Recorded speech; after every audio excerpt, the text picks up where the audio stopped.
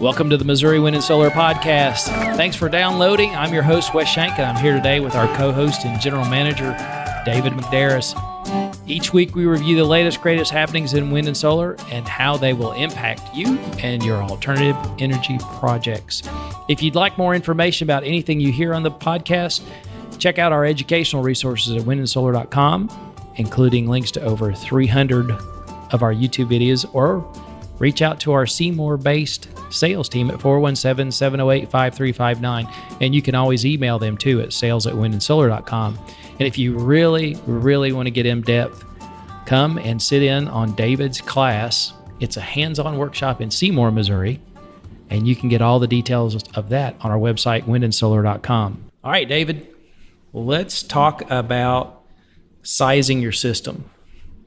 And let's talk about why would you want to oversize panels and not your battery bank? Okay. If we talk about that, let's say my panels are, well, would you consider my situation oversized? Let's do the math of yours. You got 36 panels at 440, 420, I can't remember. 420s or 440s. So you have over 13,000 watts. I think actually you had right at 15,000. Yeah, I think it's 15,000. 15,000 watts times 5. So 60. No, actually yours is times 9 because you're on dual trackers. So you have the potential of making somewhere about 135 kilowatts per day. 135 kilowatts per day. You don't have 135 kilowatts of battery bank. Yeah, I've got, let's see, 70. Yep. 72. You have about twice as much production capability as you do storage capability. One reason that you would do that, number one reason, is your batteries are not being used throughout the day. They're only being used at night. The nighttime usage on most homes, I'm not going to say it's on all homes, most homes, the nighttime consumption is about half the rate of the daytime consumption. So if you're oversizing your panels double, once your battery bank gets full, like yours on this particular day, Wes, would probably be full probably by now if we was to look at your they're full. They're full. And so they're full. So everything that your home is doing right now, from now until you get home tonight, everything your home's doing, it's doing it directly off solar. Your batteries are no part of that. It's running across the top. It's just running across the top. Barrel's full, and it's going to flowing right out the top of it. There's no need for it to pull from the batteries. The only reason it would ever pull for batteries is if your solar said, "Hey, I need more energy than the solar panels are producing right now." It would go draw whatever it needed from those batteries at that point, and it would give it into the home. As soon as it let back off and said, "Okay, no longer do I need that," it would refill that battery bank immediately, and then it would go right back to just using the solar panel alone. And so that's why you would oversize. Another reason you'd oversize is if you were actually grid tying. Wes is not, but if you were actually grid tying, you can use a smaller battery bank and then build up your kilowatt credit through the electric company throughout the day. There again, let's just say that you were doing it, and let's say Wes's scenario here, whereas when those batteries got full at, say, 12 a.m. or 12 p.m., that the rest of the 8 hours that day, you're building up a kilowatt credit. Your home's using it first, and then the rest of it is being sent out into the grid. And so your kilowatt credit's built up. So now your batteries are only going to be being used in a scenario where you're losing power. And a lot of people do that. I quote many systems a week where people, their overall goal is to reduce their electric bill. They don't so much want to be off grid, but they do want to have that capability of having that backup. And in that case, you're not running your whole home. If you're running, you might have your load box only running your refrigerator, your freezer, your well, some lights in the home, some outlets in the home, minimal stuff that when you look at the overall usage of it, uses a tenth of what your overall electric bill is and the electric needs are. But if you want to be able to offset your overall electric bill, you're going to have a solar system that will offset that on a day-to-day basis, even though your battery bank was never designed to be really a part of that. It was only designed to be for the load source of an outage. And then once the outage happens, your solar then would, not only would it run there again, once it filled the battery bank up, it would run all that equipment throughout the day. And so there again, you can minimize the amount of batteries that you need in your system. Even in not an off-grid, but in a backup case scenario, you can still minimize the amount of batteries. Okay, so when you talk about oversizing, are we right in saying, the average family uses, say, 13 kilowatts a day? 40 kilowatts a day. 40? 40 kilowatts a day is the average home in the United States. Holy cow. Yeah. Well, and my place is incredibly efficient. Yes, yours is very efficient. Okay, so what would you consider is oversizing that versus? Okay, so if you were to come to me and say, okay, this is my average consumption is 1,200 kilowatts a month. So, okay, well, then that divided by 30, that comes up with 40 kilowatts. And so some of the questions I might ask you is, well, how much are you wanting to offset on your electric? Well, I'd like to offset all of it. And are you wanting to be grid tied? Yes. Okay.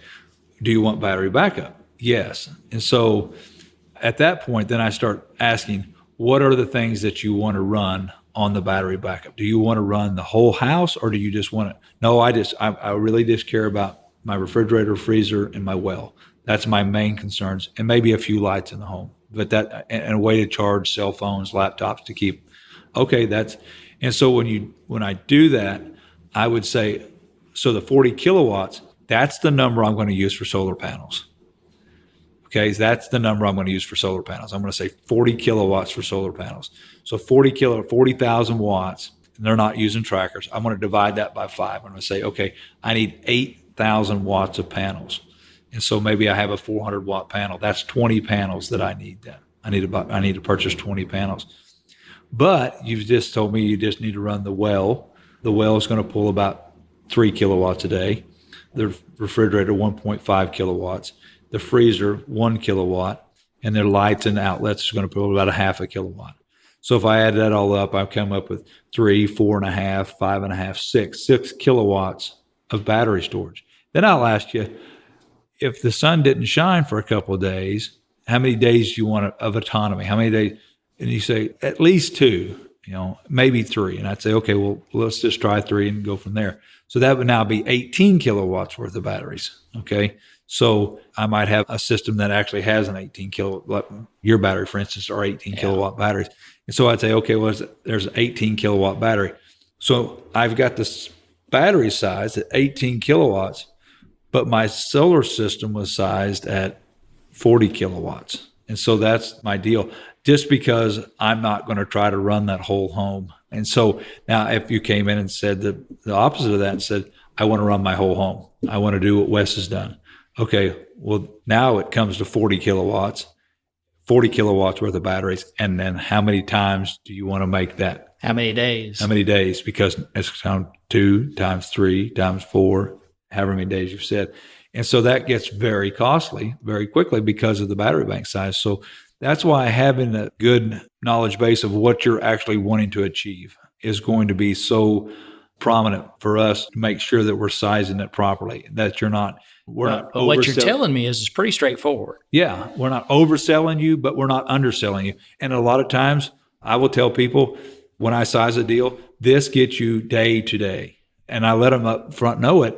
That way they know. And if you know that, right, if you know it's a day-to-day system, that just means that you're going to have to add some other deal to the mix, maybe a backup generator. Maybe you're using the electrical. If it's a backup, then the electrical grid's out. But maybe it's a backup generator, whatever the case may be. Or just reducing your load that you're actually going to use on that day, because if you add some other certain things to it, maybe you've put a TV in there that you're going to run. Yeah, I was going to say, so how much wiggle factor's in there? Like the needle on my truck's on empty, but I know I can make it home. Right. That's going to be the deal. Say, okay, well, I always typically go to the high side. That way you're not running to the low end. There again, when that needle hits the red line mark, it didn't automatically just run you out of gas. You're not just dead in the water. You do have that little bit, but you have to kind of use your common sense and say, okay, today is cloudy, overcast.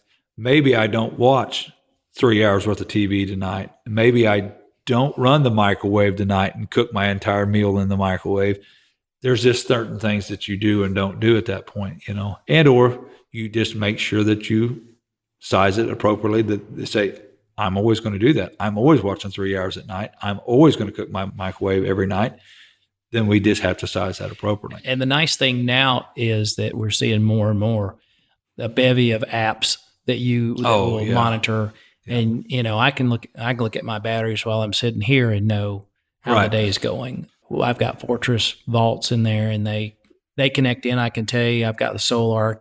It'll tell me what's going on. I got the Classic, which will monitor what my wind turbine's doing and give me an idea. So, and I know a lot of people are like, I don't like that. And that's cool. You don't have to do that. You can walk out there, tap the screen on them and see what's going on them. But I pretty much, Chris and I always, it's as much about, would you like a cup of coffee this morning as it is, what's our battery state this morning? Right. Yeah. It's, that's just the deal. You got to look at what your overall wants are, what your goal is in a renewable energy system.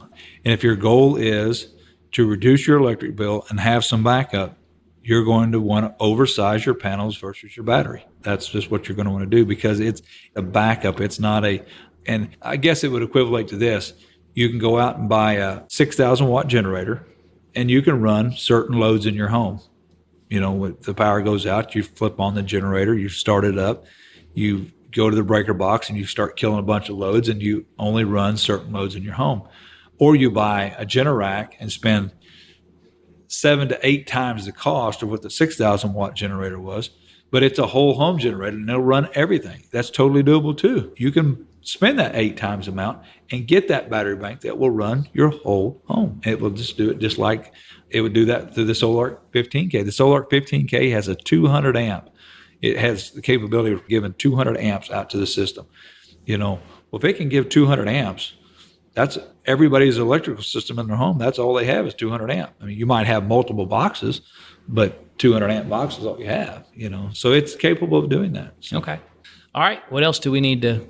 That's it. I mean, just have a good idea of what you're wanting to do, and then we can put the system together that will meet your needs. Okay. All right. Well, if you need any help with that, just give us a call and we'll be able to help you get through that. Thanks a lot. Thank you for downloading and listening to the podcast today. If you have a question you'd like to hear us discuss on the podcast, or just want to say hello, email us at radio@windandsolar.com. As always, check out our store at windandsolar.com and buy some stuff. Your financial support underwrites our educational outreach, like the podcast, YouTube channel, and local STEM collaboration. It also keeps Lucy and her doggy chicken treats. Thanks again for listening.